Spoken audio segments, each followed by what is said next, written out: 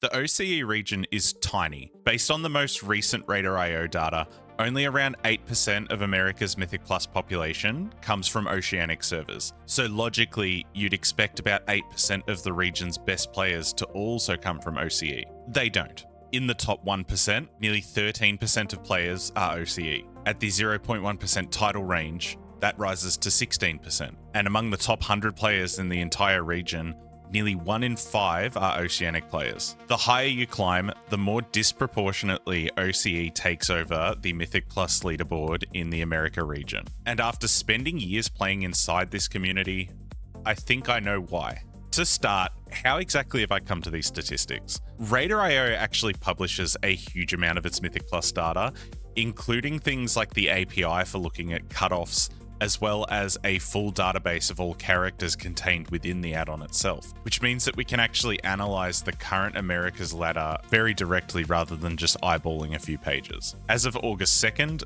America's Mythic Plus population used for Radar.io's percentile calculations was just shy of 1.3 million characters. Radar.io's database also lets us estimate how much of that population comes from oceanic servers, so these are the 12 that are listed on screen here. In that dataset, around 8.2% of characters are OCE. Extrapolated across the whole region, that is roughly 106,000 characters. So if everything was equal, you'd expect OCE to make up roughly 8% of every section of the Mythic Plus ladder as well. It doesn't. Among the top 10%, just over 12,000 OCE characters are represented, compared with the roughly 10,600 that we would expect at a population baseline. That's around 1.14 times the expected amount. At the top 1%, it gets even bigger. There are 1,622 OCE characters compared to the roughly 1,064 that are expected, so 1.5 times the expected representation. And then we reach title range. Of the roughly 1,300 characters currently inside the top 0.1%, 206 are OCE. Based on population alone, we would expect 106. OCE is producing almost twice as many title range characters as what we'd expect. And then lastly, among the top 100 players of the entire America's ladder, 19 are oceanic. Population alone would predict 8. This is over 2 times the representation. This is even sillier at the absolute bleeding edge. At the time of recording this, the only plus 25s timed in the entire region have all been completed by OCE groups. Statistically as well, this isn't something that we can just write off as like randomness. If we take the 8.2% representation of OCE and then took a random sample of the entire Americas region, the probability of seeing this distribution through random chance is 10 to the minus 19. So 1 in 1.6 quintillion. To put that into perspective, you would be more likely to pick a correct grain of sand from a random grain found all the way across America. There is less grains of sand in the entire continent. This makes Dream's Minecraft speedruns look actually possible. And then on top of that, this isn't even the first time that this has happened. In War Within Season 3, the OCE region accounted for about 7.2% of the underlying population, but produced 13.4% of title range characters. In Season 2, it was roughly 7.6% of the population, and again, around 13.3% of title range characters. For multiple seasons in a row, this relatively tiny player base has produced close to twice as many elite Mythic Plus characters as the population itself should predict. This raises an interesting question though. Why? Maybe OCE players just play the game more. Unfortunately though, a quick glance at the unemployment statistics kind of ruins this theory.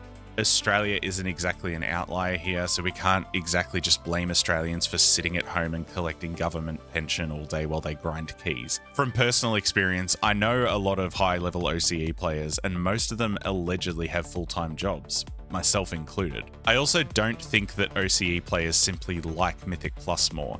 At the time of recording this, 3 of the top 10 guilds in the region are also oceanic, so apparently we are overperforming on that front as well. The other thing too is that OCE players will routinely play on NA servers just to find groups, so it's not like there's some enormous thriving Mythic Plus population hidden away down here. What if we are just genetically predisposed to being cracked gamers. Our performance across global esports is nowhere near as disproportionately dominant. And I mean, look at us. Does this scream genetically gifted gamer to you? You've just been involved in an accident. No, I haven't.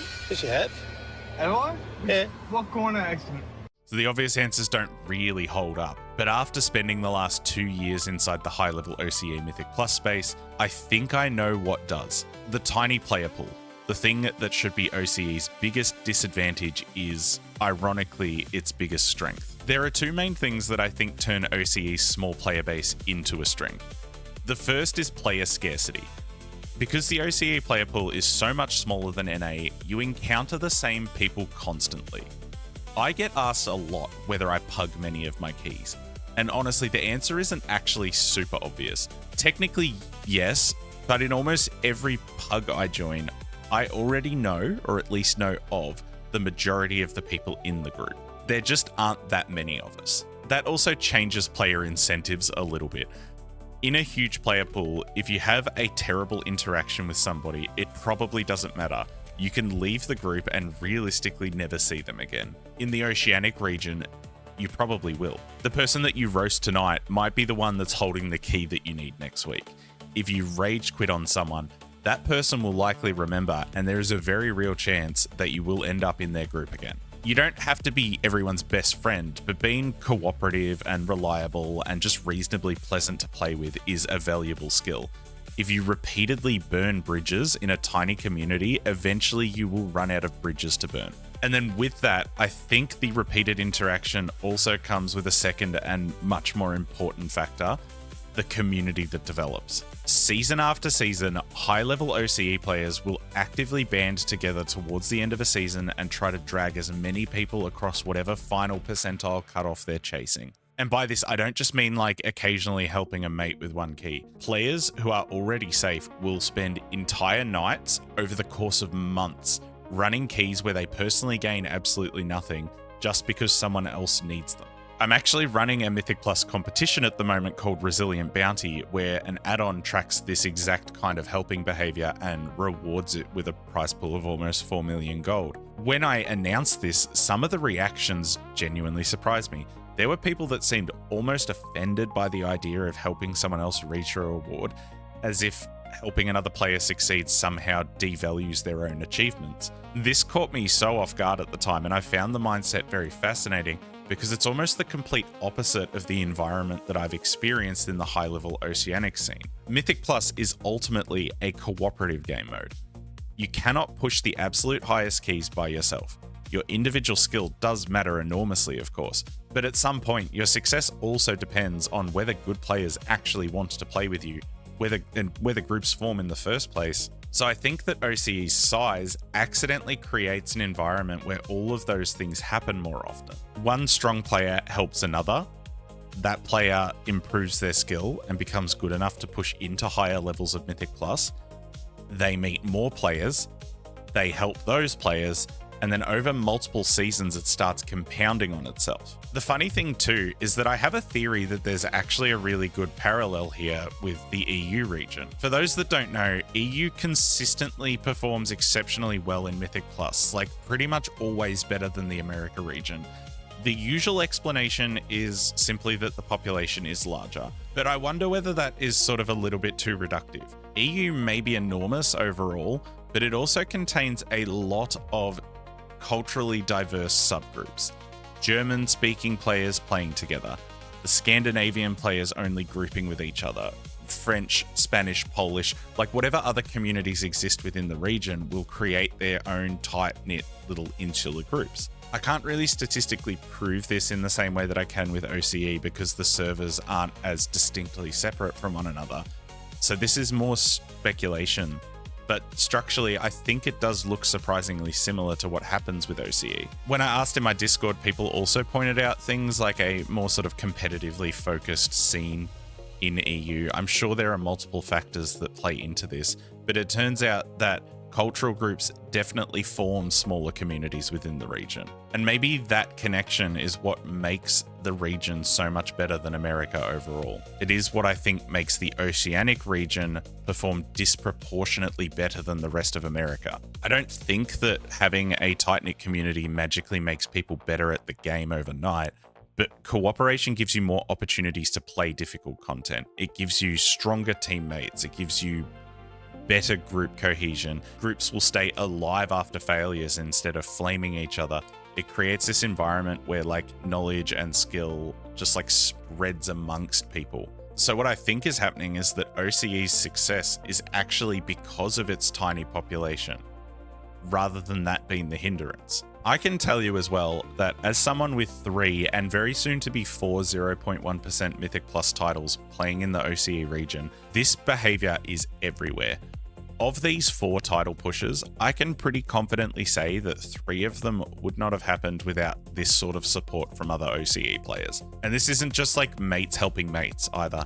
In Season 1 of War Within, Stim and Danny both helped get me over the line despite the fact that I had never spoken to either of them before. I was basically just some random dude grinding it out on the streets, and they decided to help purely for the love of the game. Danny streams a lot over on Twitch as well. I would definitely recommend going to check him out.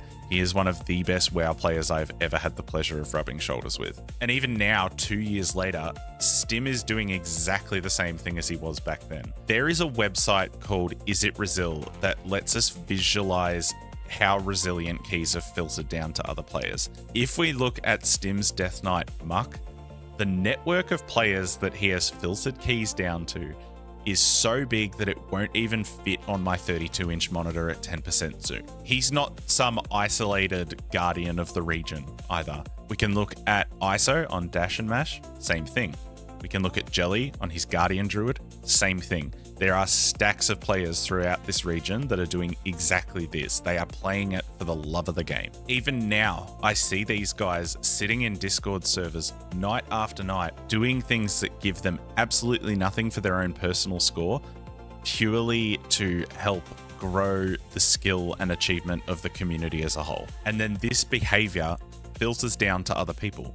My network isn't anywhere near as insane as theirs on the Is It Resil website, but after being helped by players like them, I've then tried to do the same thing for others. And then some of those players that I've helped will go on to help someone else. And this is what I mean when I talk about a tight-knit community. There is not one static group of 5 friends just carrying everyone else through things. It is this enormous interconnected web of players repeatedly pulling each other upwards. In a game mode built entirely around cooperative team play, I don't think it should be that surprising that this sort of thing ends up with an enormous competitive advantage. Regardless of what region or part of the world you're playing from, you can try to simulate this sort of thing in your own Mythic Plus journey. Build genuine connections with people. Join Discord servers. If you find players that you gel with, run with them again. Help people when you're in a position to do so. Don't just disappear the second you've achieved your own goals. Because another player's success doesn't have to come at the expense of your own. In fact, if you're part of a genuine community, their success is your success as well. And if there's anything that I've learnt playing within the OCE Mythic Plus space, it's that a group of 5 skilled players will only get so far. A community of skilled players pulling each other upwards can dominate an entire ladder, just like the OCE region has done across America for multiple seasons in a row.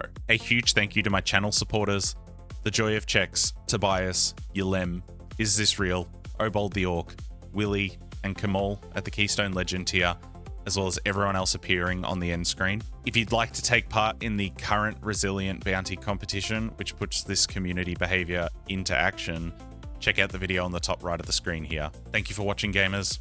Until next time, take care.